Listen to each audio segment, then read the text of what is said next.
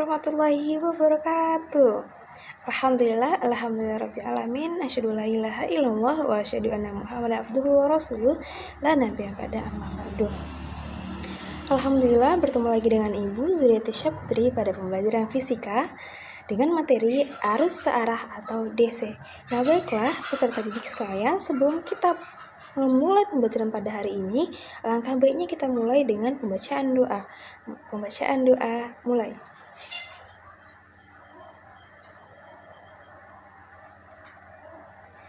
Bacaan doa selesai. Nah, selanjutnya kita akan bahas tentang arus listrik searah atau DC.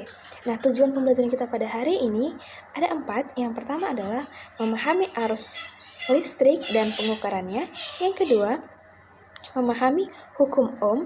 Yang ketiga, mengetahui rangkaian listrik tertutup. Yang keempat, mengukur hambatan kawat penghantar. Yang pertama, seperti yang Ibu jelaskan tadi, sebabnya ada 4. Ada arus listrik, kita bisa lihat di atas. Ada arus listrik, ada hukum Ohm, ada ini rangkaian tertutup, dan yang terakhir ada hambatan pada kawat penghantar. Nah, selanjutnya kita akan bahas tentang arus listrik dan pengukurannya. Berdasarkan judul, arus adalah sesuatu yang mengalir, seperti arus air di sungai. Nah, pada aliran air di sungai, yang mengalir adalah airnya, bukan sungainya. Nah, begitu juga dengan arus listrik. Arus listrik, maka yang mengalir adalah muatan listriknya. Dapat disimpulkan, arus listrik adalah muatan listrik yang mengalir atau melewati suatu titik. Yang kedua, kita akan membahas tentang kuat arus listrik. Kuat arus listrik biasanya kita lambangkan dengan I. Nah, kuat arus listrik ini adalah banyaknya muatan yang mengalir melalui suatu penampang tiap detiknya. Nah, kuat arus listrik ini mengalir dari potensial yang lebih tinggi ke potensial yang lebih rendah, atau dari kutub positif ke kutub negatif. Nah, untuk kita ketahui bahwa yang mengalir pada suatu rangkaian listrik tersebut adalah elektronnya, E yang negatif. Nah, dapat kita tulis persamaannya secara matematis. I sama dengan Q per T. Q adalah muatan listrik dengan satuan kolom. Q dapat juga dicari dengan N dikali jumlah elektronnya, atau massa elektron, dibagi dengan T atau second, waktunya. Nah, satuan dari kuat arus listrik ini adalah ampere. Nah, yang selanjutnya kita akan bahas adalah bagaimana cara mengukur kuat arus dan juga tegangan. Yang pertama, yaitu mengukur kuat arus listrik. Alat untuk mengukur kuat arus listrik adalah ampermeter. Nah, bagaimana cara mengukurnya, Bu? Nah, cara mengukurnya kita menggunakan ampermeter, lalu kita akan melihat manakah skala yang ditunjuk, skala maksimal, dan batas ukurnya. Batas ukur biasanya terletak di dekat probe. Biasanya kita akan memilih batas ukur yang akan kita pakai dengan menggunakan probe. Probe adalah kabel yang berwarna hitam dan juga berwarna merah. Ada jepit buayanya. Nah, itu yang akan kita gunakan. Dan untuk arus kita akan mengukur secara secara seri. Nah, selanjutnya kita akan membahas tentang tegangan. Tegangan itu adalah sumber arus yang biasanya pada arus searah sumber tegangannya berupa baterai. Baterai yang seperti apa, Bu? Bisa seperti baterai yang kita pakai untuk menggunakan remote, atau kita gunakan untuk baterai jam. Nah, alat untuk mengukur tegangan adalah voltmeter. Nah, sama sama dengan ampere meter tadi, memiliki skala yang ditunjuk, memiliki skala maksimal, dan memiliki batas ukur. Nah, kita masuki ke contoh soal. Kita lihat di atas contoh soal. Nah, kita perhatikan pada gambar. Nah, manakah skala yang diukur? Terlihat jelas skala yang ditunjuk. Skala yang ditunjuk adalah 60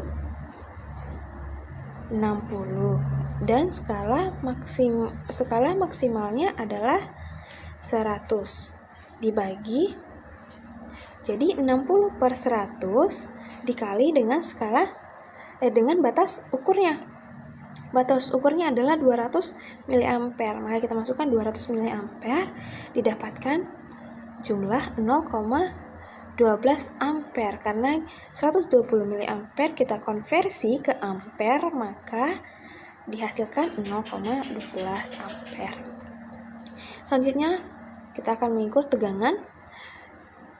Skala yang ditunjuk adalah 80 dibagi dengan skala maksimalnya adalah 120 dikali dengan batas ukurnya sebesar 300 volt, maka didapatkan hasil 200 volt. Selanjutnya kita akan membahas tentang hukum Ohm. Nah, kita lihat pada rangkaian di atas terdapat yang seperti ini, tuh gambarnya itu adalah hambatan. Nah, biasa kita sebut juga dengan resistor. Apa saja Bu jenis hambatan ini? Bisa resistor, bisa juga lampu, ataupun kabel ataupun kawat ya. Nanti kita akan bahas tentang kawat. Nah, itu adalah suatu hambatan. Jadi, jika kita, yang ini adalah beda potensial, garis panjang sebelah, pendek sebelah itu adalah tegangan atau beda potensial. Nah, kita lihat lagi. Dari kemanakah arus listrik yang mengalir? Arus listrik yang mengalir dari potensial tinggi ke potensial rendah. Maka dari yang positif, yang panjang, menuju yang negatif. Nah, kita biasanya arus listrik kita tulis dengan I. Nah, sekarang Ibu ingin bertanya, apabila kita menggunakan lampu yang sama, tetapi kita akan menggunakan dua baterai yang berbeda. Yang pertama adalah 3 volt, yang kedua adalah 6 volt. Maka menurut anak-anak Ibu sekalian, yang manakah yang akan membuat lampu lebih terang? Jawabannya adalah yang 6 volt. Nah, benar sekali, pintar-pintar. Nah, yang 6 volt, maka semakin besar tegangannya, maka semakin bercahaya, semakin terang lampunya. Nah, maka kita dapat rumuskan I sama dengan V per R. Kenapa Bu I sama dengan V per R? Karena kita tadi menganggap hambatannya tetap. Nah, apabila tegangannya semakin besar, maka kuat arusnya juga akan semakin besar, maka lampunya juga akan semakin terang. Nah, bisa kita balik, yaitu V sama dengan I dikali R. Seperti yang telah bunyi hukum Ohm. Bunyi hukum Ohm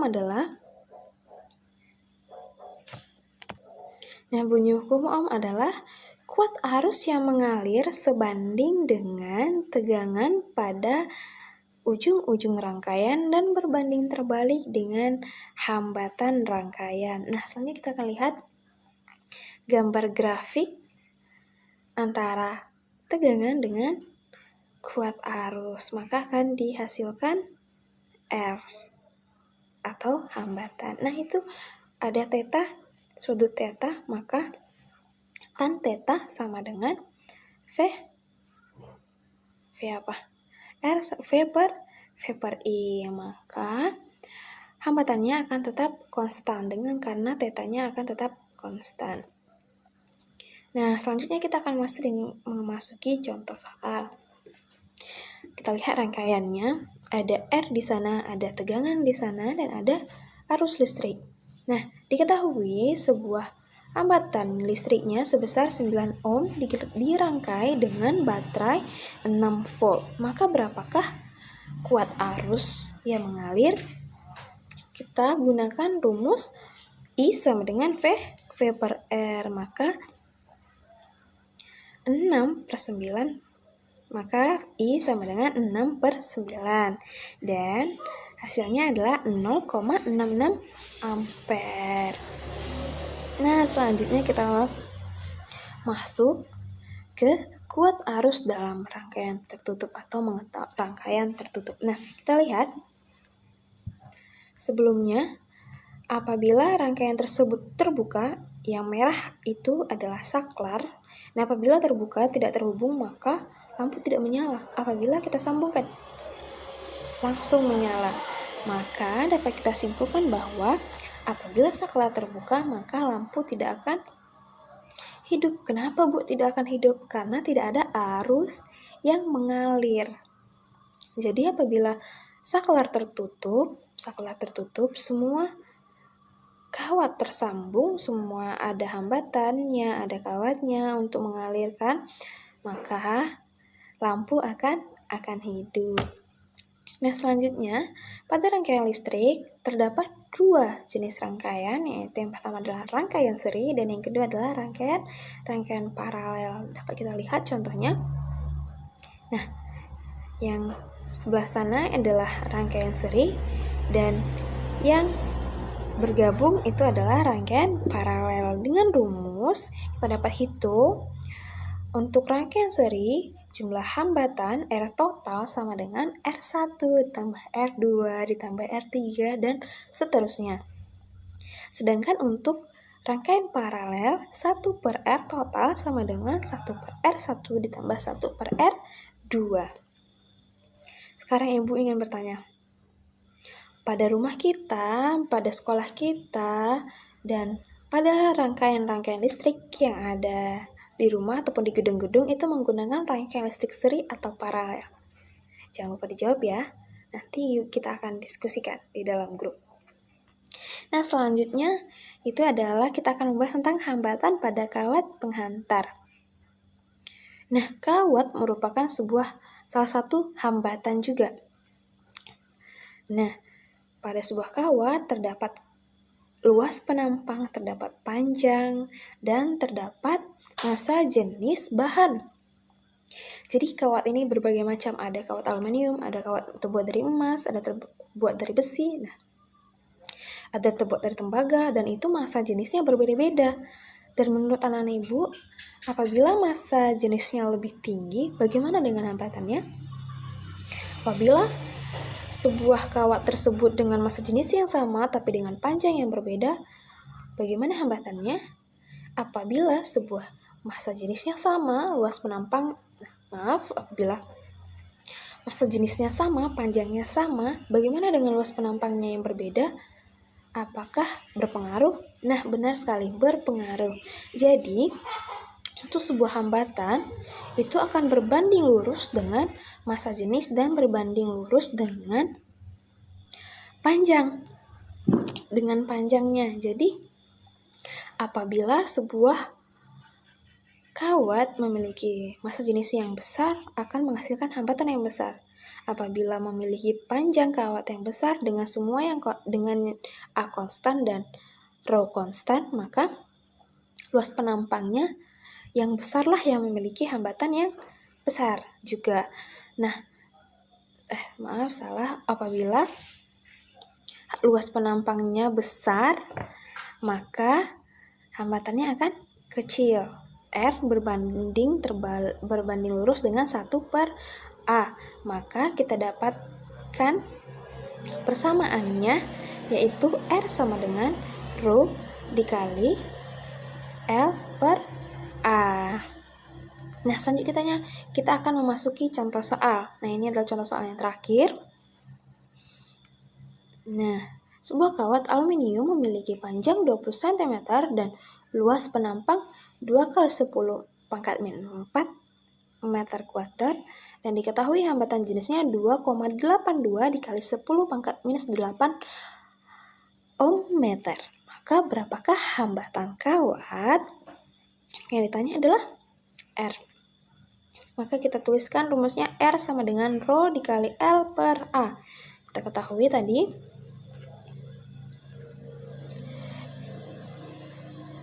L-nya 20 cm, kita ubah, kita konversikan menjadi 0,2 meter. Dan luas penampangnya 2 kali 10 pangkat min 4 meter.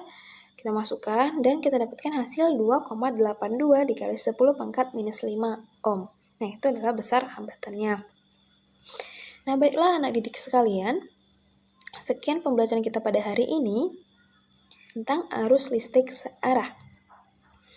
Jadi dapat disimpulkan bahwa arus listrik adalah muatan listrik yang mengalir melalui suatu titik. Dan hukum Ohm adalah suatu kuat arus listrik berbanding lurus dengan tegangan pada ujung-ujung rangkaiannya dan berbanding terbalik dengan hambatannya. Nah, terdapat 2 rangkaian dalam rangkaian listrik. Yang pertama rangkaian seri dan rangkaian paralel. Nah, selanjutnya adalah hambatan pada kawat penghantar. Yang kita dapatkan tadi rumusnya adalah R sama dengan Rho dikali L per A. Nah, baiklah, terima kasih kepada anak-anak ibu yang telah menyimak. Dan secara seksama penjelasan dari ibu, mohon maaf apabila terdapat kesalahan, apabila terdapat khilaf dalam pembicaraan ibu. Kita lanjut dalam diskusi di grup WhatsApp yang akan ibu berikan sebuah kuis nanti. Untuk 15 menit terakhir ini kita akan kuis sebentar.